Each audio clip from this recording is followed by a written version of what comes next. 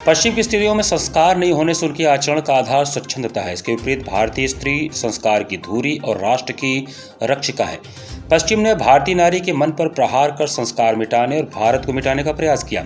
सनातन हिंदू धर्म की मातृ केंद्रित व्यवस्था, विभिन्न मजहबों में नारी एवं भारतीय विदुषी शादिकाएं विषयक सत्र में मुख्य अतिथि एवं श्री राम मंदिर मुक्ति आंदोलन की प्रेरक साध्वी रितंबरा ने कहा कि भारतीय संस्कृति में नर से नारायण बनने की प्रक्रिया में माता की भूमिका मुख्य है।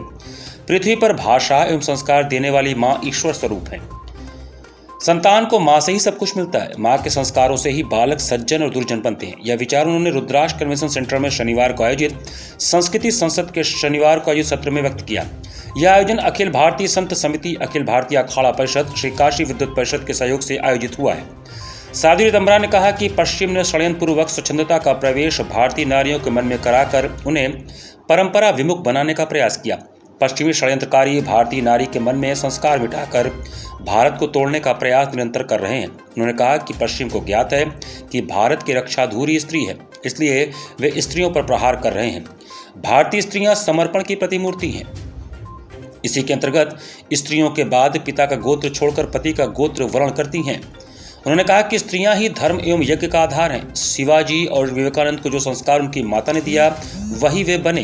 भारतीय नारियों के द्वारा दिए गए संस्कार के कारण ही ऐसी संतानें पैदा हुई हैं जिनके बलिदान से अयोध्या में श्री राम मंदिर का निर्माण हो सका। प्रसिद्ध भारतीय महिला पहलवान बबीता फोगाट ने कहा कि सनातन का अर्थ निरंतर चलने वाला प्रवाह है, यह कभी मिटता नहीं। सनातन का आधार प्रकृति एवं परिवार है। सनातन का लक्ष्य जोड़ना है, न कि तोड़ना। भारत माता मातृशक्ति की प्रतीक है। इससे स्पष्ट है कि शक्ति का केंद्र नारी है। यह सब सनातन संस्कृति की सोच के कारण हुआ। उन्होंने कहा कि भारतीय नारी के लिए आजादी का अभिप्राय छोटे वस्त्र पहनना नहीं, वरन आत्मनिर्भर बनना है।